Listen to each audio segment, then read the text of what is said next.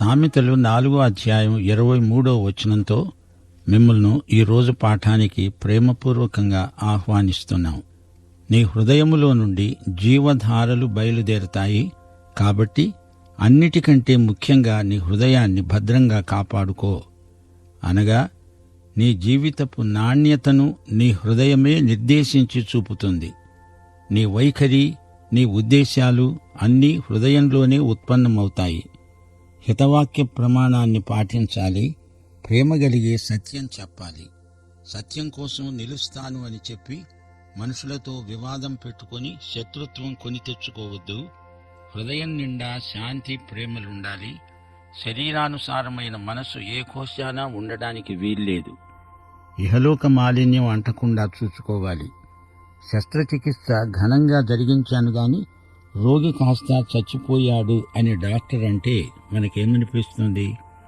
అలాగే కొందరు సత్యం కోసం పోరాడతారు. నీతో ఏకీభవించని వారిని ద్వేషించకూడదు. క్షమించగలిగినప్పుడే నీలో శాంతి నెలకొంటుంది. లేకపోతే నీలో అలజడి, ఆందోళన మొదలవుతాయి. మనిషిని ప్రేమించకుండా నీవు సత్యం చెప్పినా అది తప్పు విధానమే. సణుగులు గుణుగులు లోపల పెట్టుకొని పైకి మాత్రం మందహాసం నటిస్తూ పలకరించడం తప్పు. హృదయం విషయం జాగ్రత్త. నది మూలం చెడ్డదైతే నదీ ప్రవాహమంతా కాలుష్యమే. వేషధారులు కావద్దు. లోపల చెడుగును అట్టే పెట్టుకొని పైకి ప్రేమను నటించటమే వేషధారణ. హృదయస్థితిని కప్పిపుచ్చుకోవడానికి భక్తుడిలాగా నటించటం వేషధారణ. దేవుడు వేషధారణను గర్హిస్తాడు, ద్వేషిస్తాడు. గిన్నె, పళ్ళెం వెలపట శుద్ధి చేస్తారు గాని అవి లోపల దోషముతో, అజితేంద్రియత్వముతో నిండి ఉంటే అదే వేషధారణ. గిన్నె, పళ్ళెం లోపల శుద్ధి ఉంటేనే కాని బయట శుద్ధికి అర్థం లేదు. మనుషులకు కనపడాలని కాదు, అంతరంగంలో శుద్ధి ఉండాలి. ప్రార్థన రహస్యం, రహస్య ప్రార్థన. రహస్యమందు చూచే మన తండ్రి తగిన ప్రతిఫలమిస్తాడు. ఉపవాసమున్నా అది బహిరంగ ప్రదర్శన కాదని గ్రహించాలి. ఆధ్యాత్మిక విలువలను పాటించాలి. నిత్యత్వపు విలువలు ప్రవర్తిల్లాలి. మనుషుల నుండి, దేవుని నుండి కూడా దూరంగా ఎక్కడో ఉండాలంటే అలాంటి సన్యాసానికి అర్థం లేదు. ప్రభువు మెప్పు గొప్ప, ప్రజల మెప్పు ముప్పు. వేషధారులు చేసే ఆరాధన వ్యర్థం, వృధా ప్రయాస. హృదయపూర్వకమైనదే దైవసేవ. దశమ భాగమనే వ్యవస్థ పాత నిబంధన కాలానికి చెందింది. కొత్త నిబంధన దాతృత్వం ఎలాంటిది? కానుకల కంటే కానుకలిచ్చేవాడు దేవునికి ముఖ్యం. బీద విధవరాలు ఇచ్చిన కానుక చిన్నదే గాని ఆమె హృదయం ఎంతో పెద్దది. ఆమె తన లేమిలో తనకు కలిగినదంతా, అనగా తన జీవనమంతా వేసింది. అది నూతన నిబంధన దాతృత్వ ప్రమాణం. మనం ఎంత ఇచ్చామని కాదు, ఎలా ఇస్తున్నామనేది ముఖ్యం. సంతోషంగా ఇచ్చేవారిని దేవుడెంతో ప్రేమిస్తాడు. కృపాసహితముగా మన హృదయాలలో దేవుని గూర్చిన గానం వినపడాలి. పెదవుల కదలిక కాదు, హృదయ సంచలనం కలగాలి. ప్రార్థన చేసుకుందాము. మా పరమ తండ్రి, నీ వాక్యము జుంటి తేనె ధారల కంటే మధురమైనది, అమూల్యమైనది. మా ప్రవర్తనలో మేము తొట్టిల్లకుండా నీ వాక్యము మా పాదాలకు దీపమై, మా త్రోవకు వెలుగై మమ్ములను నడిపిస్తున్నది. నీ వాక్యము మాకు జీవాహారమై మమ్ములను పోషిస్తున్నది. పరిశుద్ధాత్మ, మమ్ములను సర్వసత్యములోనికి నడిపించు. వాక్యము కోసమై ఆకలిగొని ఉన్న మమ్ములను తృప్తిపరచండి. మా శ్రోతల కుటుంబాలను ఆశీర్వదించండి. వారికి కృపాబలము, ఆత్మబలము అనుగ్రహించండి. స్థానిక సంఘములను ఆశీర్వదించండి. సంఘ పరిచర్యలను విస్తృతపరచండి.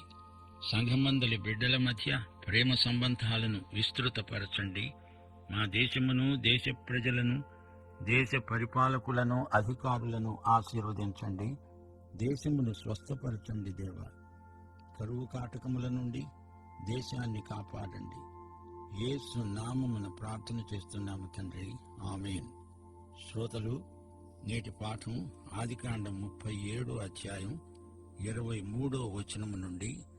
సావధానంగా వినండి.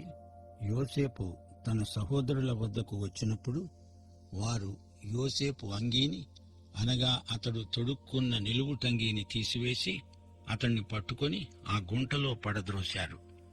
ఆ గుంట వట్టిది, అందులో నీళ్లు లేవు. యోసేపు నిలువుటంగీని చూస్తే వారికి ఉక్రోషం పుట్టుకొచ్చింది.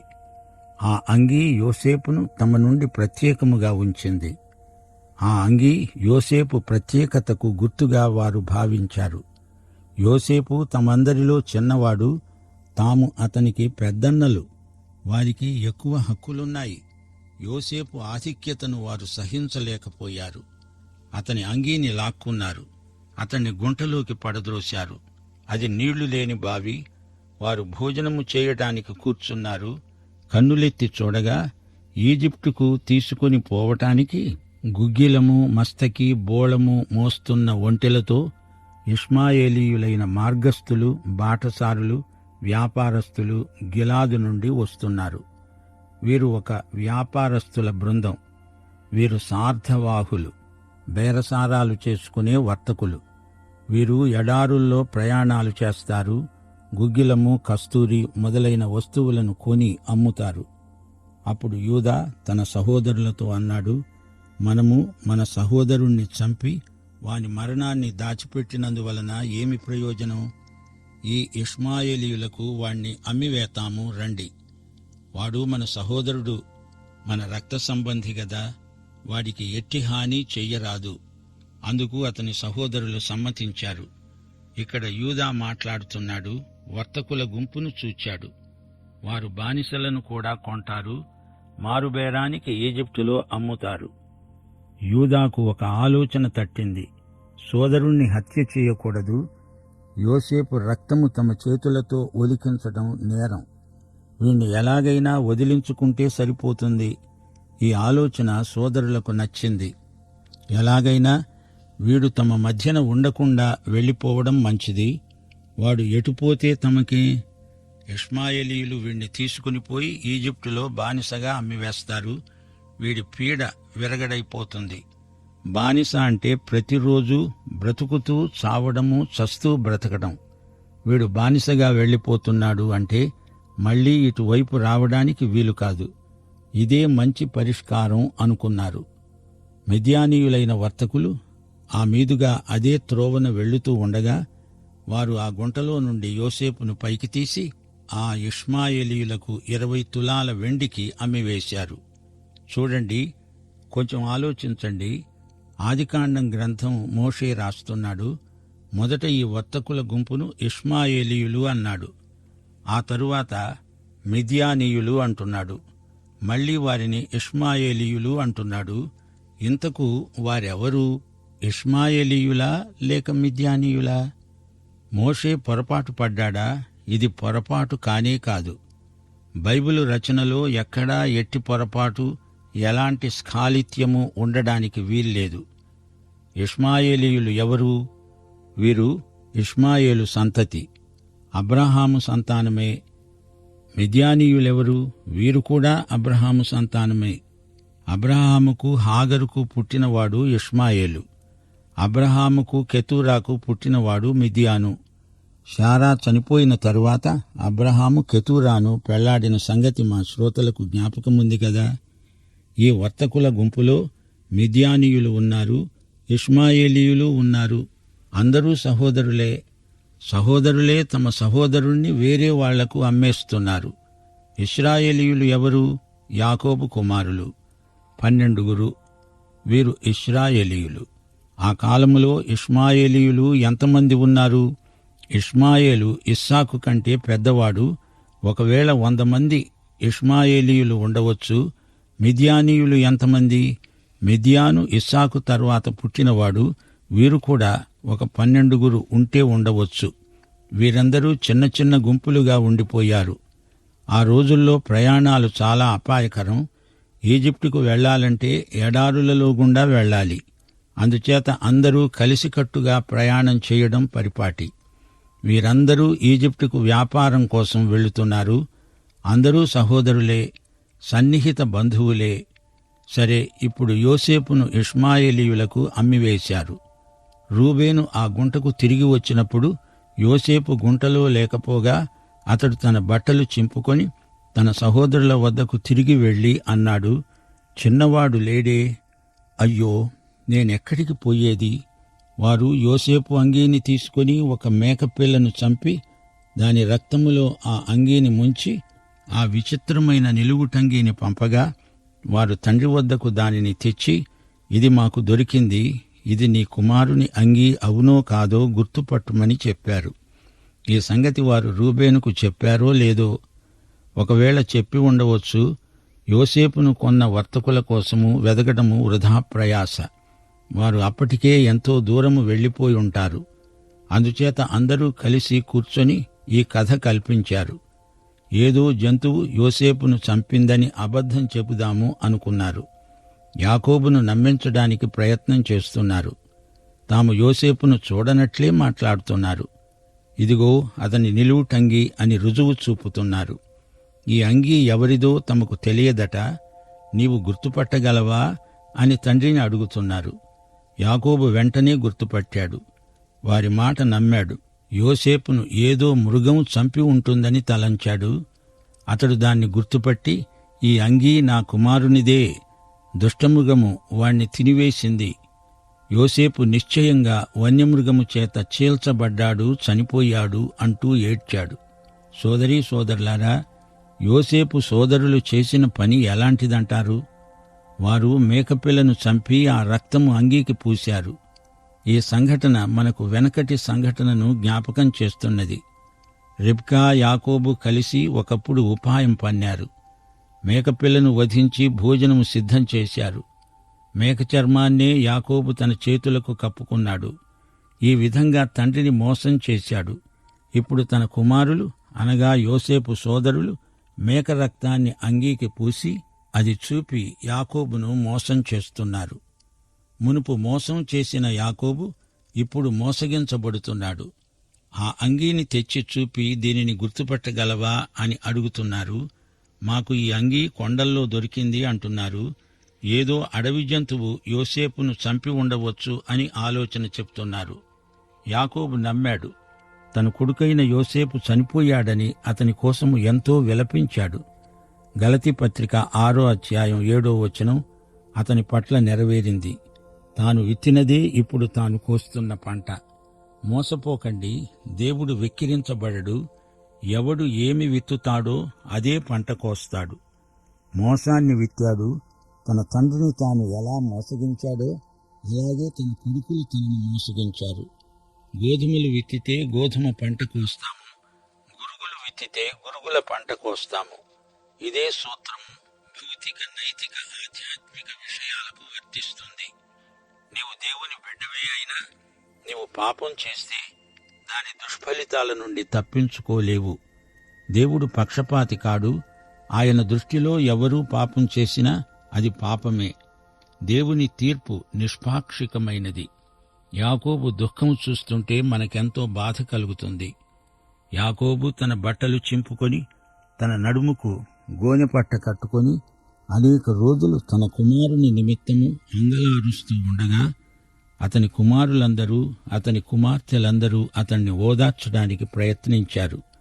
అయితే అతడు ఓదార్పు పొందనొల్లక, నేను అంగలార్చుతూ మృతుల లోకానికి నా కుమారుని వద్దకు వెడతాను అన్నాడు. అతని తండ్రి అతని కోసం ఏడ్చాడు. అది చూచి అందరూ ఏమనుకొని ఉంటారు? యాకోబు తన కుమారుణ్ణి ఎంతో ప్రేమించాడు. నిజమే కాని ఇంకా యాకోబులో శరీరానుసారమైన మనస్సు పనిచేస్తున్నది. అతడు ఆత్మ సంబంధిగా అభివృద్ధి చెందలేకపోతున్నాడు. విశ్వాసమును బట్టి ముందడుగు వెయ్యలేకపోతున్నాడు. పెనుయేలు అనుభవం అతనికి ఉంది. అక్కడ అతని అహంకారము, అభిమానము దెబ్బతిన్నాయి. శరీరము విరిగింది, నలిగింది. అప్పటికైనా పూర్తిగా ఆత్మానుసారి అయి ఉంటే ఎంతో బాగుండేది. కాని ఇంకా కుంటి నడక నడుస్తూనే ఉన్నాడు. హెబ్రీ పత్రిక 11వ అధ్యాయంలో విశ్వాసుల జాబితాలో యాకోబు పేరు కూడా ఉన్నది. గాని అతని అవసాన దశను మాత్రమే దేవుడు పేర్కొన్నాడు. విశ్వాసమును బట్టి యాకోబు అవసాన కాలమందు తన చేతికర్ర మొదలు మీద ఆనుకొని దేవునికి నమస్కారం చేశాడు. కడుపు శోకం ఎంత ఘోరమో దావీదు చరిత్రలో 2 సమూయేలు 12 నుండి 23 వరకు వింటే మీకు బోధపడుతుంది. దావీదు బిడ్డ చనిపోయాడు. రాత్రంతా నేల మీద పడి ఉండి బిడ్డ కోసము దేవుణ్ణి బ్రతిమలాడాడు. అతడు తిండి మానేశాడు. 7వ రోజు బిడ్డ చనిపోయాడు. దావీదు ఉపవాసముండి ఎంతో ఏడ్చాడు. ఆ బిడ్డ ఊరియా భార్య దావీదుకు కన్న కొడుకు. ఇక్కడ యాకోబు యోసేపును ప్రేమించినంత దావీదు కూడా తన కొడుకును ప్రేమించాడు. అయితే దావీదుకు యాకోబుకు చాలా వ్యత్యాసమున్నది.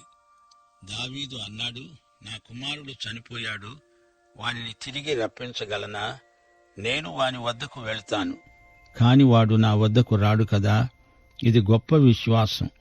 అంతటి విశ్వాసం యాకోబుకు ఉన్నదా? యాకోబు ఏడుపు మరీ దుర్భరం. తనను తాను అదుపులో పెట్టుకోలేక ఆక్రందన చేశాడు. దేవుని బిడ్డలారా, ప్రియ శ్రోతలారా, మీ ఇంటి మీ ప్రియులలో ఒకరు చనిపోతే మీకెంతో దుఃఖం కలుగుతుంది. అలాంటి సందర్భాలు మీ విశ్వాసానికి పరీక్షలు. మనము ఏడ్చినందువలన చనిపోయిన వ్యక్తి, పరలోకానికి వెళ్లిపోయిన వ్యక్తి మరల మన వద్దకు తిరిగి రాడుగదా. నీవు దేవుని బిడ్డవైతే మరి ఒక దేవుని బిడ్డ చనిపోతే దుఃఖించు, గాని నిరీక్షణ లేని ఇతరుల వలె దుఃఖించకూడదు. వెలిచూపును బట్టి కాక విశ్వాస దృష్టితో బ్రతకాలి. మిద్యానీయులు ఈజిప్టుకు యోసేపును తీసుకొని పోయి ఫరో యొక్క ఉద్యోగస్తుడు, రాజ సంరక్షక సేనాపతి అయిన పోతిఫరుకు యోసేపును అమ్మివేశారు. ఇప్పుడు యోసేపు ఈజిప్టు దేశంలో ఒక బానిస. ఇందులోని సంగతులు విలక్షణమైనవి. ఈ అధ్యాయమంతా మీరు విన్న తర్వాత ఏమిటి ఈ చీకటి గాథ అనిపిస్తుంది. ఈ అధ్యాయం అసలు ఎందుకు ఆదికాండంలో దేవుడు ఉండనిచ్చాడు అని కొందరు అడుగుతారు. బైబిలులోని అధ్యాయాలన్నిటిలో ఇది మహా విషాదకరమైన అధ్యాయం. యూదాగోత్రము ఎలాంటిదో, దాని పూర్వాపరాలు ఎలాంటివో ఈ అధ్యాయంలో మనకు తెలుస్తాయి. అయితే యూదాగోత్రము నుండి యేసు ప్రభువు వచ్చాడు అని మనం జ్ఞాపకముంచుకోవాలి. ఈ అధ్యాయం ఈ గ్రంథంలో ఉండడానికి ఇదే కారణం. యూదా, తామారు, పెరెసు, జెరహు అనే పేర్లు ఈ అధ్యాయంలో వినపడతాయి. ఈ పేర్లు మత్తయి సువార్త 1వ అధ్యాయంలో చిరపరిచితమైనవే. యేసుక్రీస్తు వంశావళిలో చేర్చబడిన పేర్లు. సోదరీ సోదరులారా, పాపులైన మానవుల పేర్ల మధ్య యేసు పేరు ఉండడం ఆశ్చర్యం. ఆయన మనలాంటి వాడయ్యాడు, గాని ఆయన పాపరహితుడు. మనమంతా మానవులం. యేసు మానవుడై పుట్టి మానవులలో ఒకడై దేవుని మహిమను కోల్పోయిన మానవులతో తనను తాను సంయుక్తపరుచుకున్నాడు. ఈ అధ్యాయంలో యూదా చేసిన పాపం ఎంత లజ్జాకరమైనదో చూడండి. యాకోబు కుమారులు చేసే పనులకు అతనికి ఎంతో అవమానం. యాకోబు పిల్లలు ఎన్నో సమస్యలు తెచ్చిపెడుతున్నారు. యోసేపు, బెన్యామీను తప్ప మిగతా పిల్లలందరూ అల్లరి పిల్లలే. యోసేపు కూడా లేకపోవడంతో యాకోబుకు వేదన ఎక్కువ కాజొచ్చింది. పద్దనరాములో డబ్బు సంపాదనలో పడి యాకోబు పిల్లలను నిర్లక్ష్యం చేశాడు. అబ్రహాము ఇలా చేయలేదు. దేవుడు అబ్రహామును గురించి ఆదికాండం 18వ అధ్యాయం 19వ వచనంలో ఏమి సాక్ష్యమిచ్చాడో మా శ్రోతలకు జ్ఞాపకమున్నదా? యెహోవా అబ్రహామును గూర్చి చెప్పినది అతనికి కలుగజేయునట్లు తన తరువాత తన పిల్లలు, తన ఇంటివారు నీతి న్యాయములు జరిగిస్తూ యెహోవా మార్గమును గైకొనుటకు అతడు వారికి ఆజ్ఞాపించాడు అని నేను అతణ్ణి ఎరిగి ఉన్నాను అన్నాడు దేవుడు. యాకోబు అలా చేయలేదు. పొద్దస్తమానము లాబాను మామతో జీతనాతాలను గురించి బేరసారాలతోనే సరిపోయింది. అందుచేత తన పిల్లలు గాలికి పెరిగారు. క్రమశిక్షణ లేకుండా బరితెగిపోయారు. 39వ అధ్యాయం నుండి మనము యోసేపుతో ఈజిప్టుకు వెళ్తాము. ఇశ్రాయేలీయులు ఈజిప్టుకు రావడానికి యోసేపు మార్గం ఏర్పరుస్తాడు. కానానులో కరువు వస్తుంది. కొంతకాలం దేవుడు తన ప్రజలను ఈజిప్టులో గోషేను ప్రాంతములో భద్రపరిచాడు. కనానీయుల దుష్ట సంస్కృతి నుండి వారిని కొంతకాలం తప్పించాడు. ఇంకా కొన్ని ఏండ్లపాటు యాకోబు పిల్లలు కానానులో ఉంటే అది ఈజిప్టు దాస్యము కంటే ఘోరమయ్యేది. ఇప్పుడు యూదా కథ ఈ అధ్యాయంలో చదవబోతున్నాము. సోదరీ సోదరులారా, ఈ అధ్యాయం మనం వెనకముందు 2-3 మాటలు మా శ్రోతలకు చెప్పగోరుతాము.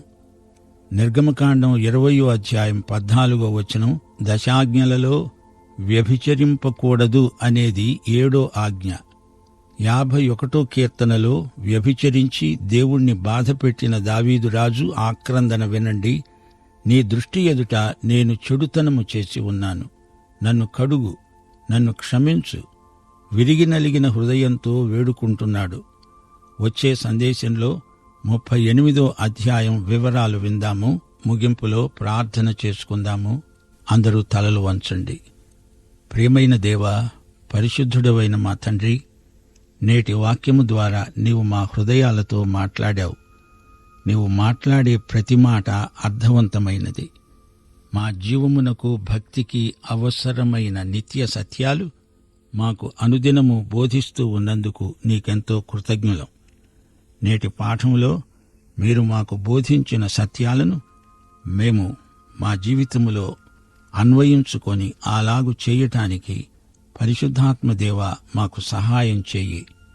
ఈ రోజున మేము విన్న పాఠములోని ప్రాముఖ్యమైన అంశాలు మేము మరచిపోకుండా పరిశుద్ధాత్మదేవ మాకు జ్ఞాపకం చేస్తూ ఉండు. ఈ రోజున మేము విన్న పాఠములోని ప్రతి మాట, ఆ మాటలోని నీ యొక్క అద్భుతమైన సంకల్పం మేము గుర్తించి మమ్మలను మేము నీకు సమర్పించుకొని మేమందరము నీకు సజీవ యాగములమై నీ చిత్తమును గ్రహించడానికి కావలసిన కృప మాకు అనుగ్రహించమని, మహిమ పొందుమని యేసుక్రీస్తు వారి దివ్యనామమున ప్రార్థన చేస్తున్నాము తండ్రి. ఆమేన్.